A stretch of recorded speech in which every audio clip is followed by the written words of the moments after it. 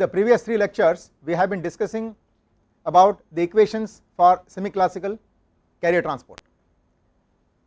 So we have introduced 4 different levels of description of carrier transport, starting from the microscopic level to the macroscopic level.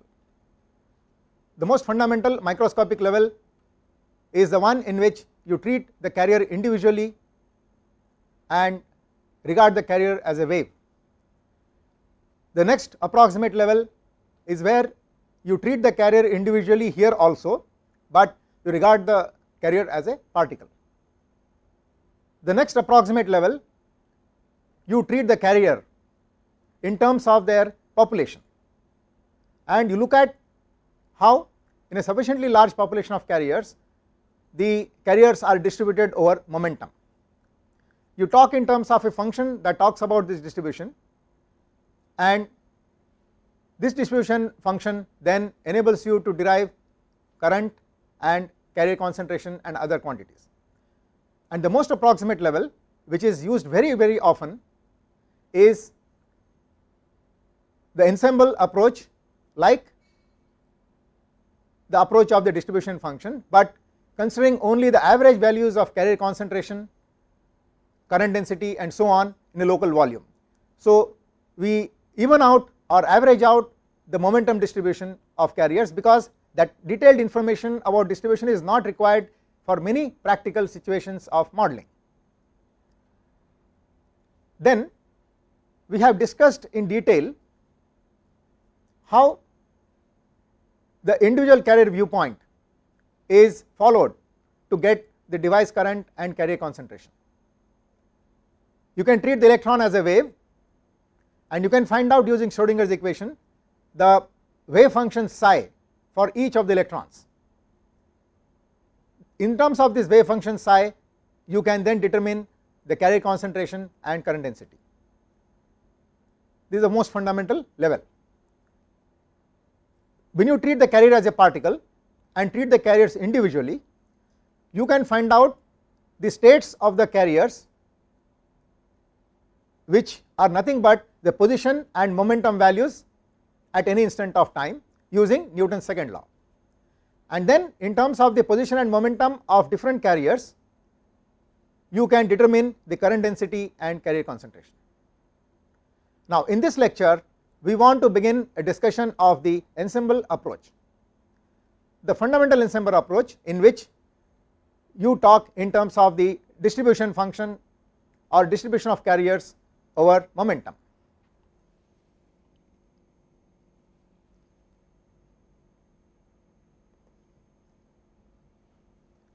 For carrier population much greater than 1, the carriers are better treated collectively rather than individually. Now, though we will be discussing in detail the approach where you treat the carrier as a particle and then consider the ensemble of carriers, we would just like to mention that there is an analogous approach in which you can treat the carrier as a wave and yet talk about ensemble of carriers.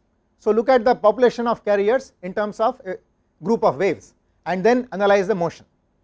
So such an approach is the viewpoint where carriers are regarded as ensemble of waves.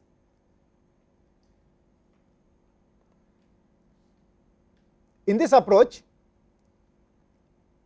the carrier concentration n and the current density Jn as a function of position and time are derived from the quantum distribution function solved from what is called the quantum transport equation. On the other hand, the approach that is of interest to us in this course, where carriers are regarded as ensemble of particles, the n and Jn are derived from classical distribution function f of x comma p comma t. So this function is a distribution function, depends on the position, the momentum and the time instant, and this distribution function is solved from what is called the Boltzmann transport equation. So we adopt the particle ensemble viewpoint in this course. let us try to understand the distribution function. So the shape of this function is shown here for any instant of time t and at some position x in the device. Now we shall be mostly using the one dimensional form of the equations. That is why we are talking of position in terms of x. However, at some places it may be necessary to consider the three dimensional picture, in which case x should be replaced by r. So the carriers are distributed over momentum in somewhat shape like this. So what does this shape indicate? It indicates that there are a large number of carriers having momentum about this dotted line here,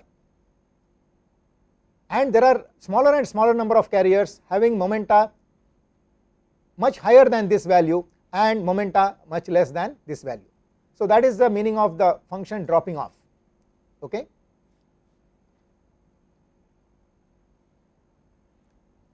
Now in terms of an abstract definition, you can say that f is the probability that an electron at position x and time instant t has the momentum p. Now this is an abstract definition. For example, talking about thermodynamic equilibrium, we give an abstract definition that the state in which for every process there is an inverse process going on at the same rate is called an equilibrium state. However, we also gave a more practical definition which enables us to apply the definition of equilibrium in practice, and we said that an equilibrium state is one in which a semiconductor has uniform temperature throughout its volume, but no net motion of charge or energy from any point to any other point. Now similarly, we want to convert this abstract definition of f, namely the probability that an electron at x comma t has momentum p, into a more practical definition. For this purpose, what we do is we consider a device in which we take a local volume delta V, a small volume delta V at position x. Now this volume delta V is sufficiently large so that it has a sufficiently large population delta n of electrons. Now though we talk in terms of electrons, we have already mentioned this several times that a similar discussion would apply for holes. Now if this is the picture that we are looking at, delta n electrons in delta V, then F denotes the effective number of electrons that have momentum p. Now let us see what the effective number of electrons means. The effective number is the fraction of instances in which an electron fills the state p in multiple instances of distributing the delta n electrons into m allowed states, where in practice m always happens to be much greater than delta n. Now this effective number is in fact less than 1 because it is a fraction. So now you may have a doubt, how can you have fractional number of electrons in a state?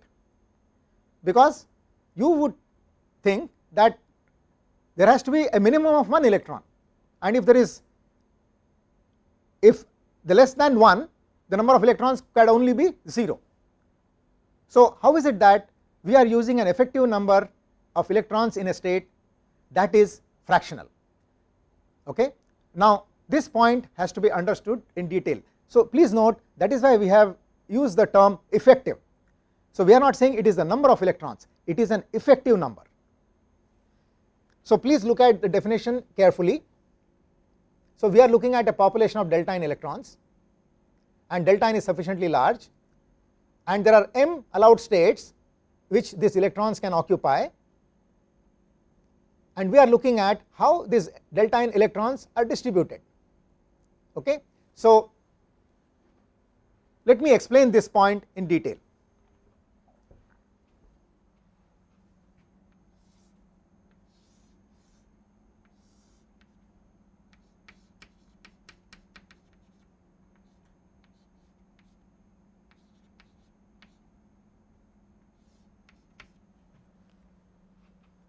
Now let us assume that the atoms in the delta V volume, each of them contribute a state, an allowed state. Evidently the number of allowed states will increase proportionately with delta V. So if your delta V is more, the number of states would be more. Let us say there are m atoms in delta V.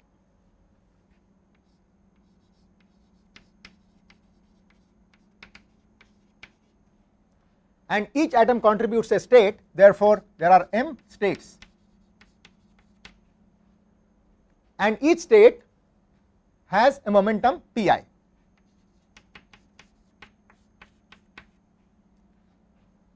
Where I goes from 1 to m. Now delta V contains delta n electrons. We want to distribute this delta n electrons into these m states. Now the picture in the device is such that the group of electrons rapidly change their distribution.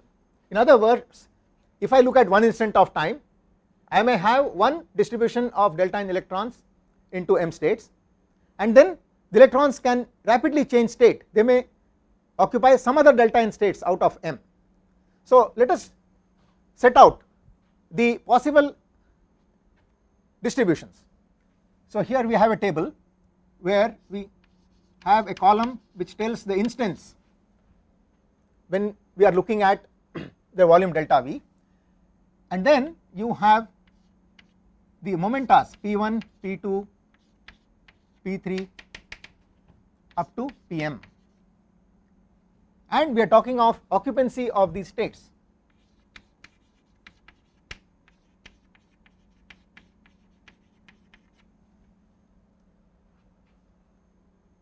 So at one instance I looked at this delta V volume and I found, let us say, the following. So this is instance number 1. P1 state was occupied, I show it by a number 1. If a state is not occupied, I show it as 0. Say P2 was not occupied,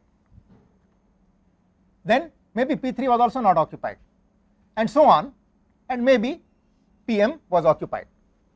Now at this point please note that the number delta n of electrons in delta V is always going to be much less than the number of atoms m. Let me give you an example to illustrate this point. You take silicon. In 1 centimeter cube of silicon you have 5 into 10 power 22 silicon atoms. Now if your doping is about say 10 power 18, then you would have 10 power 18 electrons per centimeter cube in the same volume. Now if I scale down the volume, the ratio of electrons to the number of atoms would always remain 10 power 18 by 5 into 10 power 22, okay, which is really a very small number. 10 power 18 is very small compared to 5 into 10 power 22. So that is how this delta n in practice is going to be always much less than m. In other words, the number of ones that will appear here would be very few and most of the states would be empty. Now let us make here a column for total number of electrons.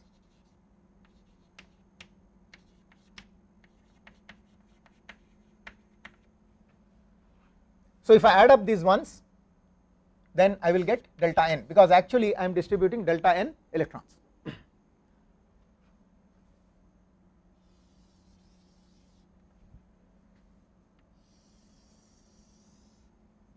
Now I looked at the volume delta V at another instant, closely following this instant.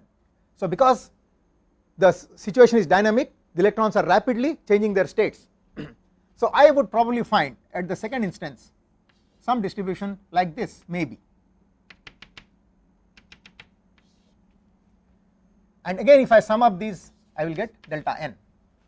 At a third instance I may find something like this.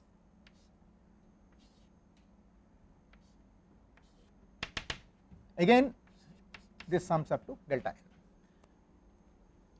Now I should take a very large number of instances. Now you might think that if I take so many instances I would be observing the system over a long period of time. Now you are right that we must observe the system over a long period of time, because the distribution function f is actually a long time average. However, please note that as we have remarked earlier in the course, whenever we say something is long, something is short, or something is large, something is small, it is always relative. So the time that we are looking at is sufficiently long so that I can look at maybe 1000 or 10,000 or million instances, right, but this time will be sufficiently small as compared to the time in which the distribution function changes significantly. Okay, suppose there is a change in as a function of time. So there is not much change in the distribution function over this time interval when you have these thousands of instances. Okay, so that is our assumption. So let us say the number of instances is alpha, whereas we said alpha can be very large, and let us say the alphath instance you had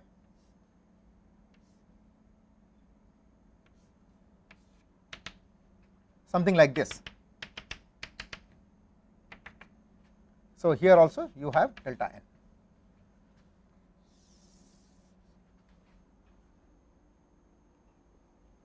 Now if I sum up this column I will get the number of instances in which this state P1 was occupied or electron had momentum P1. So let me do that, let me total.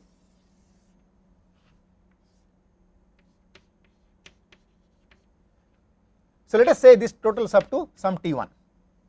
Similarly I can total this up, I may get T2 instances, here T3 and so on, and here Tm.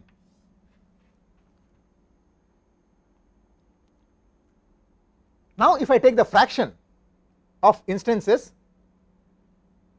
in which the electron was in state P1 or electron had momentum P1, so that fraction is f equal to T upon alpha, because I have observed this whole thing over alpha instances, out of which T1 instances the electron was in state P1. So similarly I can write a general formula. In the ith instance the ratio was Ti by alpha, and that I call as Fi. So this is the value of the distribution function corresponding to the state I which has a momentum Pi. So this Fi is nothing but f of x comma Pi comma t. So this is the fraction of the instances in which the electron had momentum Pi. Now that is really the meaning of this effective number. So you see Ti by alpha, it is a fraction of instances in which the electron occupied the state Pi. Now you could also interpret the instances in another way. Supposing instead of looking at different instances of time in a given device, I could look at a large number of devices at any instant. Okay, so I am looking at, let us say, alpha devices at any instant, and in each device all devices are identical.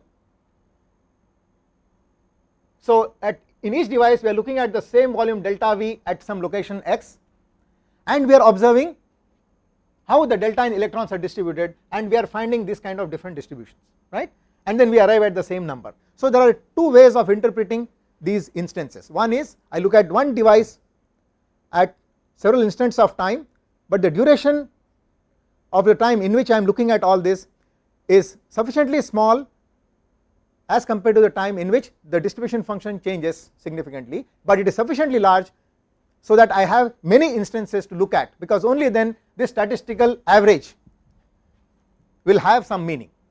So if the number of instances is large, I will find Ti by alpha will approach a constant value. So that is the meaning of the distribution function.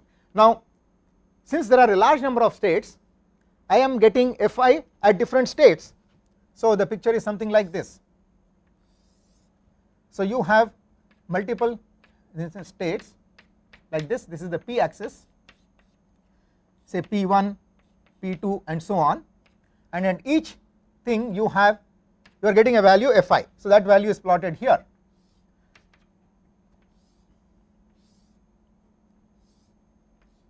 Say something like this.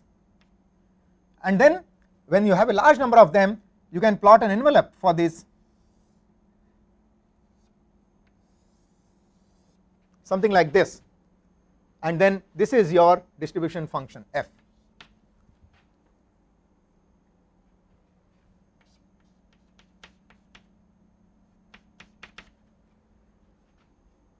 Okay. Now let us reread what we have said about the distribution function as a summary.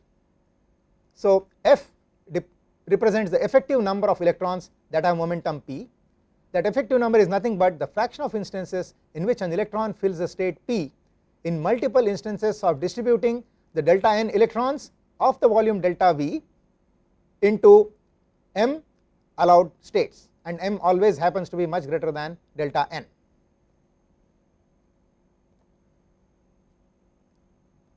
So we would like to emphasize that f is a classical concept since it defines position and momentum x comma p simultaneously. Let us gain a much deeper appreciation of this distribution function by pointing out its analogy to wave function. Both the functions are plotted here. Now f has been plotted as a function of p, whereas the modulus of the psi square, psi is the wave function, has been plotted as a function of x. Now as you know, modulus of psi square is the probability density function solved from Schrodinger's equation, and f is a function that is solved from Boltzmann transport equation. That equation we are going to consider shortly. Now here this psi square corresponds to the ith state, because different electrons will have different states, and the ith electron, the wave function corresponds to that at some instant of time, whereas this distribution function is for some location x of the device at instant t. Now psi I square dx is the conditional probability that an electron can be located in the interval x to x plus dx given that it is in the ith state having momentum pi. So this is what is indicated in this diagram.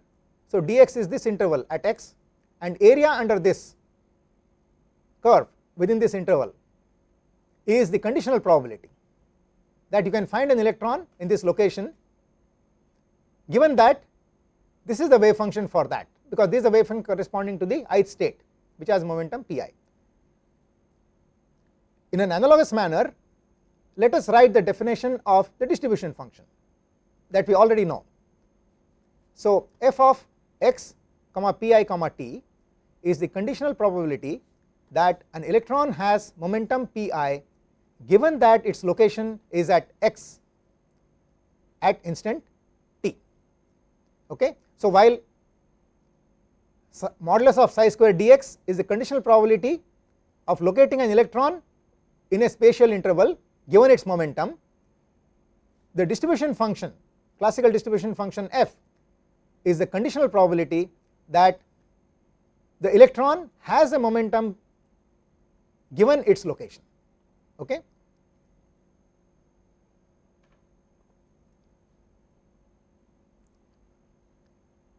Another aspect of the analogy is that psi is a wave function or a function describing the state of an individual electron. So psi xt defines the state of an individual wave completely. In an exactly analogous manner, f of x comma p comma t defines the state of a sufficiently large ensemble of particles completely. So both are definitions of state, and both definitions are such that from these definitions you can get any quantity of interest. However, the difference is that psi corresponds to regarding the electron as a wave, and the psi is different for different electrons. So, it is an individual carrier viewpoint, whereas the f corresponds to treatment of carriers as particles, and it is for a group of particles. It describes the situation for a group of particles rather than individual particles.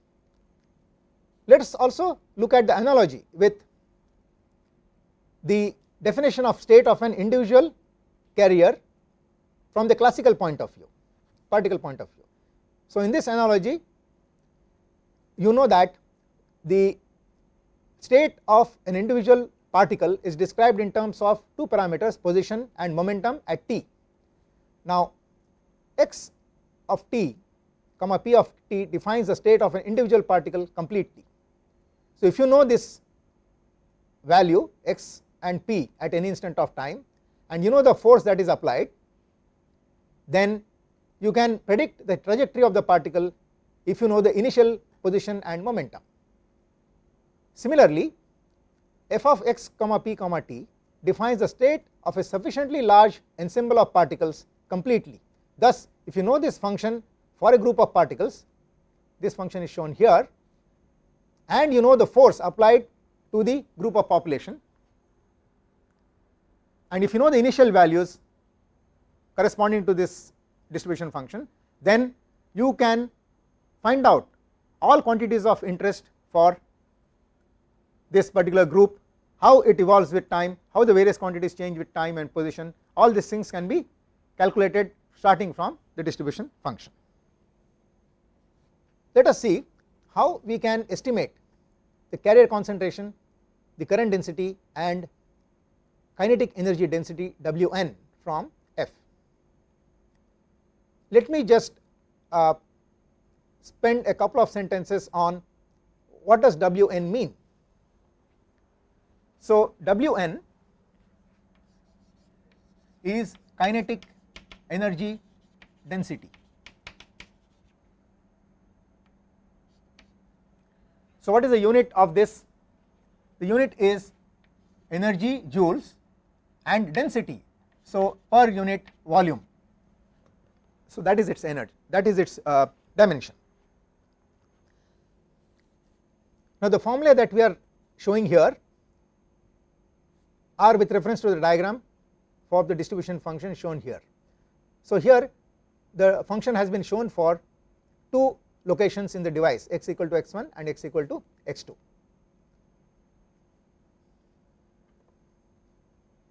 The average electron density within a volume n of x comma t, it is given by this formula 1 by delta V, which is the local volume at x, into sigma I equal to 1 to m, the distribution function f corresponding to the momentum states Pi. So, I here corresponds to the momentum state. So, there are m momentum states P1, P2, P3 up to Pm. So, what this formula says is that if you simply sum up the occupancy of the allowed states, m allowed states as given by the distribution function, and divide by the local volume which are contributing to the states, then you get the concentration. Okay. Now, here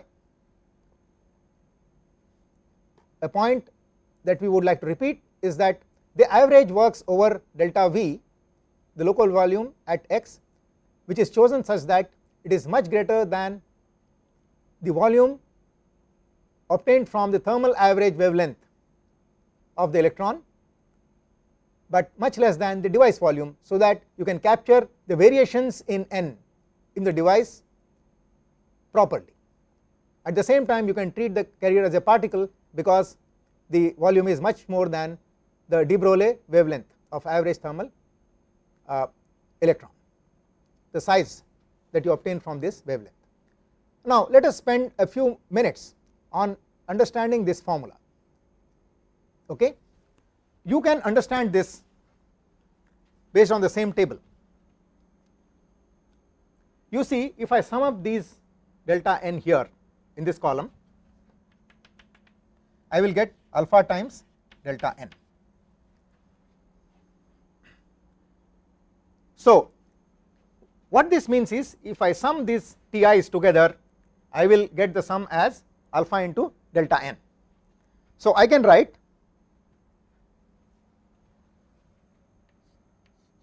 sigma Ti is equal to alpha into delta n, where I goes from 1 to m. Now if I divide this Ti by alpha by moving this alpha to the right hand side,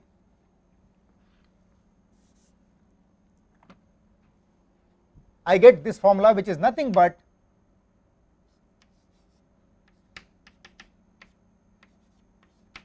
Fi. So the fraction of instances in which the electron occupied the state Ti. Okay, so this is what we had written here. This is Fi. So which is nothing but f of x comma Pi comma t. Thus n is nothing but delta n electrons of volume delta V. So this is the approach which enables me to find out that the delta V volume, which contributes m states from the m atoms within the volume, how many of these states are occupied and how are they occupied. So that information enables me to find out the number of electrons in these states, and if I take this ratio, I get n. So that is why your formula is sigma f x comma Pi comma t I equal to 1 to m 1 by delta V. Okay, so this quantity is nothing but the delta n electrons. You can understand this point even graphically. So you see that this is your function, and these are the values of the function at corresponding to different Pi's, right. So this is, let us say, somewhere here you have Tm. I am adding these heights. Now this m is very large, please remember, though this height is fraction, very small fraction, but the number is large. So when I add up all this, sum of all this gives me this number delta n. So you see an important point, that this m depends on delta V, which we have said already. So as delta V increases, the number of atoms also increases, and so number of states also increases. So what is going to happen is, supposing I draw a picture like this, for an increase delta V, then my number m will be more. This means I will see many more lines here.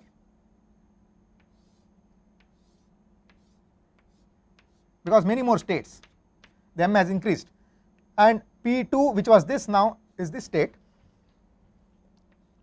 Now I will have to sum up these lines. So definitely my sum will increase, the heights, these heights I am summing up, but then you see the denominator has also increased.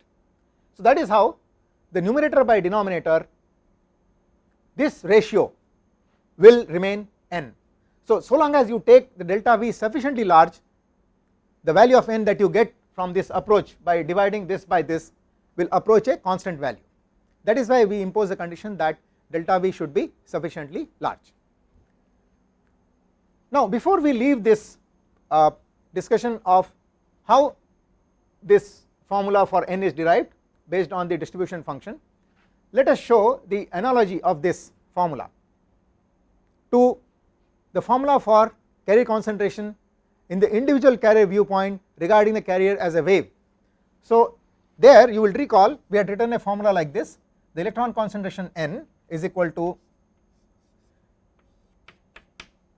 the modulus of the wave function psi I for the ith state square, and summing up the i's for all the electrons within the device. N is the number of electrons within the device.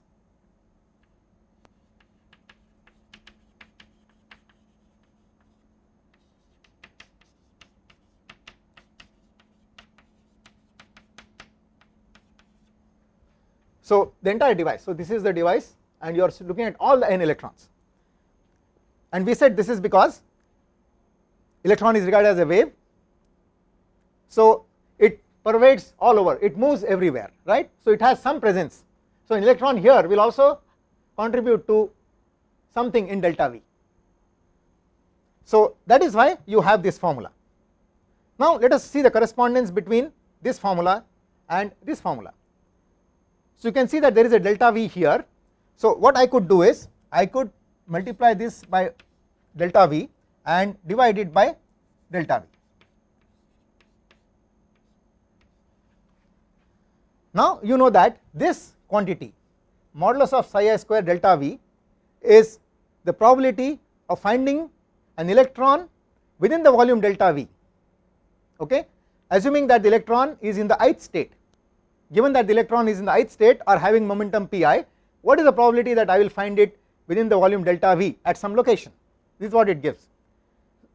So like that, if I find out for all the electrons, for all the states, and then if I divide it by the volume delta V in which I am trying to observe the presence of the electrons, I will get the number n.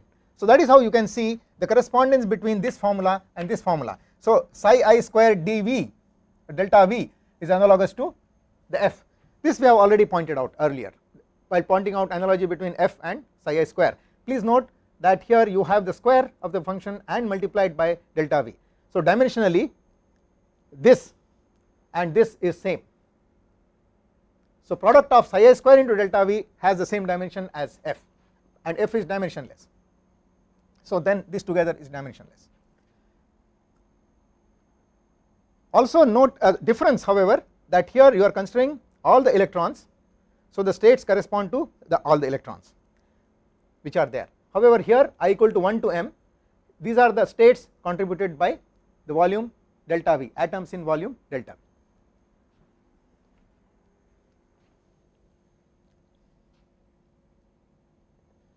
Let us look at the formula for current density. So Jn, this is given by minus q into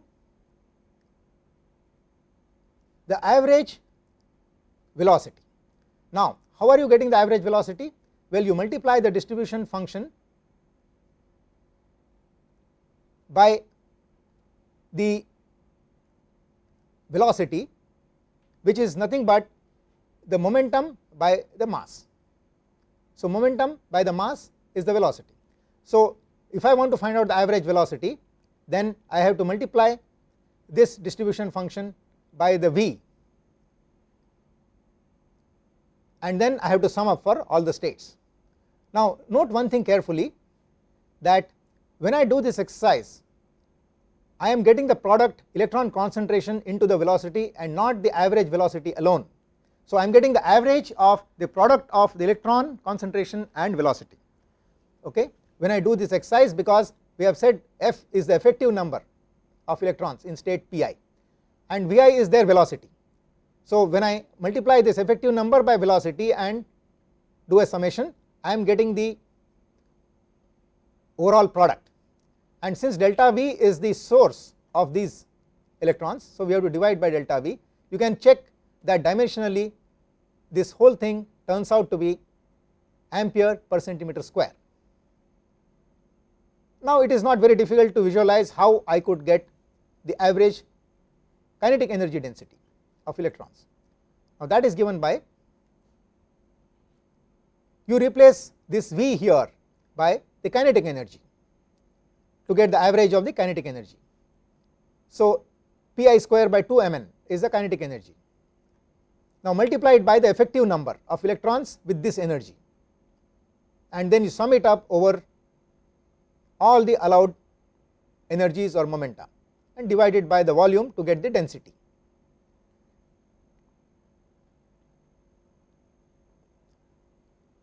Now here is an assignment for you. Show that the average current density Jn derived from the distribution function f turns out to be minus q times the average carrier density n and the average carrier velocity average P, okay, this is average P divided by Mn. Thus, for deriving Jn, we may assume all n carriers to have the same momentum average P, or equivalently f of x comma p comma t can be approximated as a delta function located at the average momentum P. So, what we are saying is the following, that for purpose of determining Jn,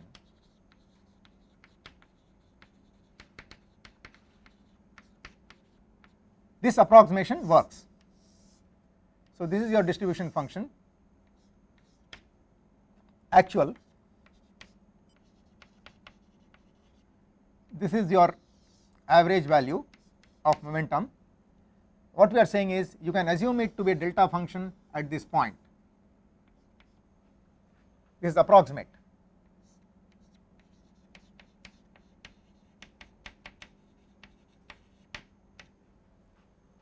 So, which is a considerable approximation, because you are assuming that all the n electrons have the same momentum or velocity, and even then you are getting the same result as you would get if you take into account the detailed distribution of momentum. However, the caution is that this is useful only for determining Jn. Now, you cannot extend it, for example, to determining the average kinetic energy. Okay. So, in effect we are saying the complicated formula for Jn that we showed amounts to simply writing Jn equal to minus q into this average carrier concentration into average velocity. This average velocity is written as P by Mn, right. That is what we want to show. Now, let us look at the Boltzmann transport equation.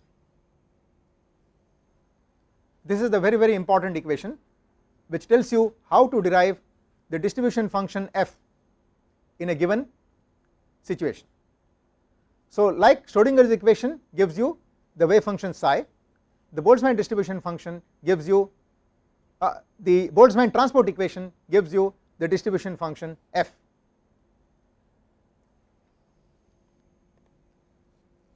The compact form of this equation is df by dt, the total derivative of f with respect to time is caused by, is equal to dou f by dou t, collisions, the change in f because of collisions, plus the change in the concentration because of generation or recombination, or net generation, that is generation minus recombination. So, this is S, a source term for concentration, and this is a source term for momentum. So, because the state of the particle, the state of the group of electrons will depend on, or rather description of the group of electrons is in terms of both momentum, concentration and so on. Therefore, we have to look at how the distribution function will change because of collision. So, when electrons encounter collision, their momentum will change as a result of collision. So, distribution function changes. Similarly, if somewhere there is excess generation or recombination, then again you are losing carriers, and therefore again the distribution function will change, because loosely speaking area under the distribution function is the carriers, number of carriers. Now, you can expand this term df by dt considering the fact that the f is a function of 3 variables x, p and t. So, using partial derivatives you can write this as dou f by dou t plus dou f by dou x into dx by dt plus dou f by dou p into dp by dt. Now, dx by dt is nothing but rate of change of the position of electrons with time, that is the velocity v of the carriers, and rate of change of momentum with time dp by dt is nothing but the force which is applied and which is changing the distribution function. Now, these three terms together represent classical mechanics, because you are talking about the velocity of the particles, you are talking about the momentum and the force which is changing the momentum. So, all these are parts of a classical picture. On the other hand, the right hand side has to be determined from quantum mechanics. So, you will recall we have said that scattering has to be treated quantum mechanically. okay, scattering rate and so on. If you want to find out, you have to do an analysis based on quantum mechanics. We explained why scattering has to be treated quantum mechanics. Similarly, the source term S also has to be derived from quantum mechanics. So this is how the Boltzmann transport equation combines elements of classical and quantum mechanics, and this is not surprising because we have said the carrier transport is semi-classical, right. So you cannot use only classical laws or Newton's laws to derive the information about the carrier motion in a semiconductor. So this is a statement of semi-classical nature of transport. Now I can reorganize this function, this equation in this form, where I keep the partial derivative with respect to time on the left hand side and push the other terms on the right. Now each form of arrangement of equation has positive features.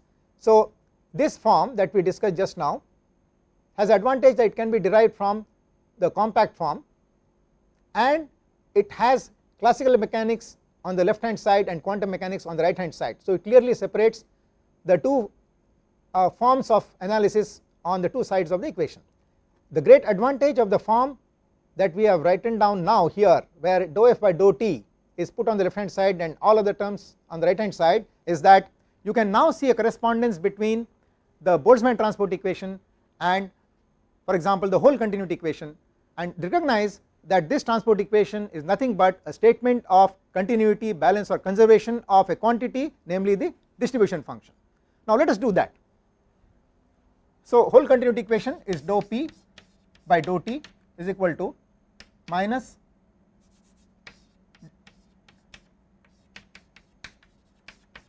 dou by dou x of Jp by q. This is nothing but the flux, which can be written as whole concentration into velocity. So plus g minus r or Gp minus Rp. This is net generation. Now let us write similarly the Boltzmann transport equation. Now P is replaced by F, so dou F by dou T. Now this is equal to minus dou by dou x of the flux because of F, that is like P into V, I can write here F into V. However, while P is a function of x comma t, F is a function of x comma p comma t. Therefore, like a derivative with respect to x, I should also have a derivative with respect to p in an analogous manner. Now if you write that, that would look like this. So minus dou by dou p of a flux in the p dimension. So flux in the x dimension consists of f into dx by dt, right, that is the velocity. So flux in the p dimension would be f into dp by dt, that is nothing but the force. Now plus you have a source term because of momentum, dou f by dou t due to collisions, because this is a function of momentum. Now you have a source term because of carrier concentration as well, because it is a function of x and p both. So you have two terms. So now what you find is each of this term has two corresponding terms, and similarly this term also has two corresponding terms.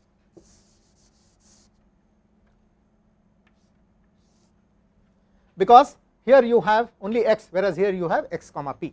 So that is how the great advantage you see of writing equation in this form is that you can recognize the Boltzmann transport equation to be a continuity equation, and by showing its analogy to the whole continuity equation, we have made ourselves very comfortable with this equation, and we can therefore remember it very easily. Now still this is not in the form in which we wrote down. There has to be a small rearrangement to be done here. The v has to be moved out of this derivative, and this f has to be moved out of this derivative, right. Now I will not discuss what are the reasons we can do it. There are reasons for this. Right now our aim is to familiarize ourselves with the form of the equation. So if you move the v out, it becomes minus v dou f by dou x, and here it becomes minus f dou f by dou p, and of course so this becomes like this and this becomes like that. Okay, now you can recognize the form that we wrote down in one dimension. We will write the 3-dimensional form also before we close the discussion on this equation. So, the 3D version is dou f by dou t is equal to minus of v dot the gradient of f in the r direction, spatial gradient. Now, since v and gradients are vectors, I must clearly tell whether it is a cross or a dot product. It is a dot product, right. In 1-dimensional version this problem does not arise because v and the gradient in x direction are all in the same direction. Similarly, here you have f dot the gradient with respect to p, momentum. So, gradient of f with respect to p plus dou f by dou t collision plus s. So, this is the 3D version of the Boltzmann transport equation. Now, with that we have come to the end of this lecture. Let us make a summary of the important points. So, in this lecture we began our discussion, we have begun a discussion of the fundamental ensemble point of view, in which carriers are treated in terms of their group and carrier is regarded as a particle, so as a group of particles, and therefore we want to apply laws of classical mechanics to treat this. However, we also need quantum mechanics because scattering itself is quantum mechanical in nature, and also generation recombination processes, formulae for that have to be derived from quantum mechanics. So, we have discussed the meaning of the distribution function that describes a collection of electrons, how the distribution function tells you the distribution of the carriers over the various momentum. Then we have given the formulae for n, Jn and the kinetic energy current density Wn in terms of the distribution function. So, how the distribution function helps you to find out the quantities of interest in a device, namely n, Jn and Wn. And then finally we have explained the equation that should be used to derive the distribution function f. That equation is called the Boltzmann transport equation. We have shown the correspondence of this equation to the whole continuity equation and established that this equation is also a conservation equation, a balance equation or a continuity equation.